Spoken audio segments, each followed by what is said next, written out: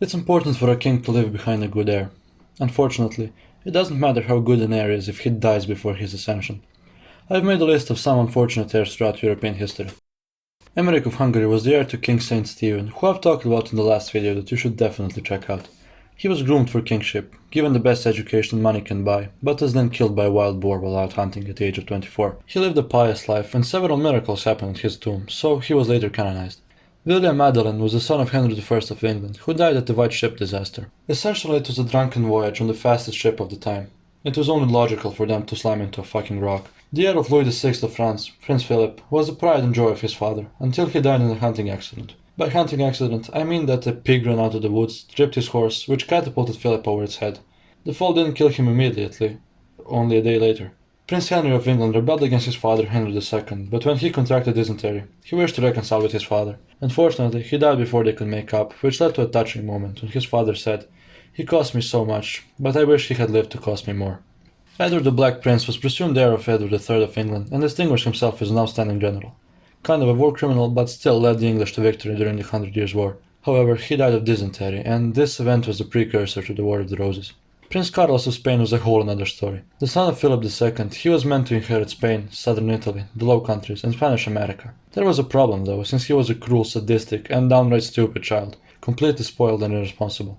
That was until he fell down the stairs while chasing a serving girl, and hit his head pretty hard. Then he became even worse. It got so bad that his father had to put him under house arrest, because he constantly tried to usurp the throne and incite rebellions. He died in said house arrest. Ivan the Younger was the son of Ivan the Terrible of Russia. He was competent, the only one of Ivan's sons who could actually rule well, since both his brothers were either mentally challenged or sickly. He was the Tsar Russia needed, until Ivan killed him in a fit of rage.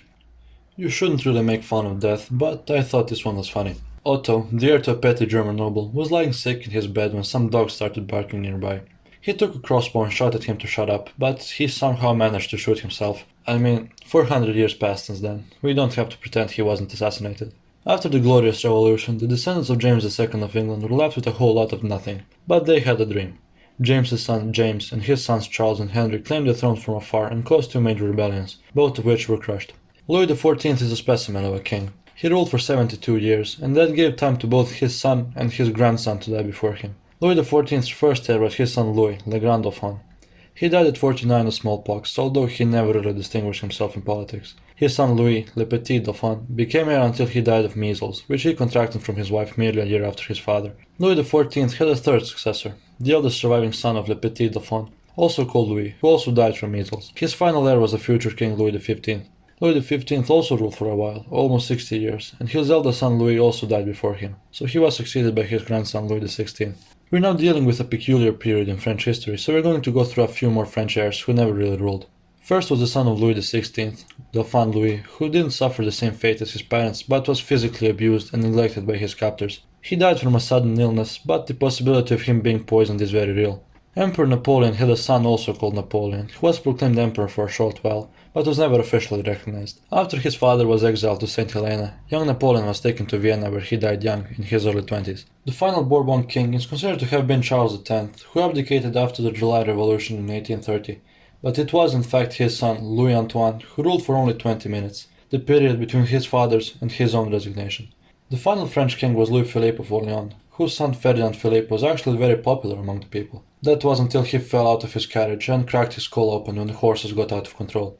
He died at only 31. The original heir to Alexander II of Russia was his son Nicholas. Quite a hopeless romantic, he went head over heels for the Danish princess Dagmar, to whom he was engaged. Unfortunately, he never got to marry her, since he died from meningitis at the age of 21. On his deathbed, he expressed the wish for his young brother Alexander to marry his unfated bride, so she could become empress. Like Louis XIV, Franz Joseph of Austria-Hungary reigned for quite a while, and saw a few heirs come and go.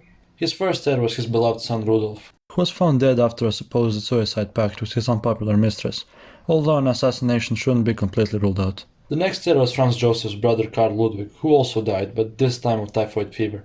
His son became the next heir, and that son was Franz Ferdinand. Well, luckily he had a younger brother, whose son Charles became next in line.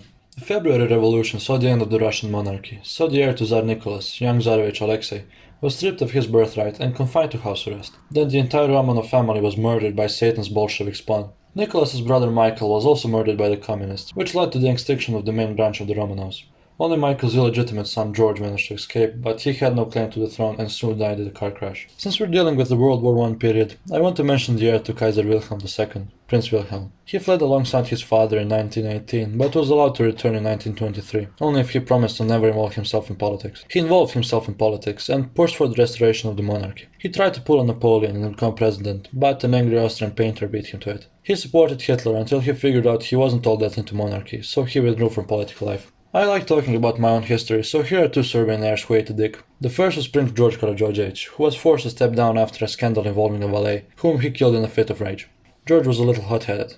The other one is Prince Danilo of Montenegro, heir to King Nicholas. The Petrović dynasty was dethroned in 1918 and Montenegro united with Serbia, which led to the exile of Nicholas and Danilo. The two claimed Montenegro from exile for a few years, until Danilo renounced his claim and retired from politics. The last guy I want to mention is Prince Juan of Spain, who had the misfortune of being heir when the monarchy was abolished in 1931, and being skipped over in favor of his son when the monarchy was re-established. Thanks for watching and go join the Discord server. Bye.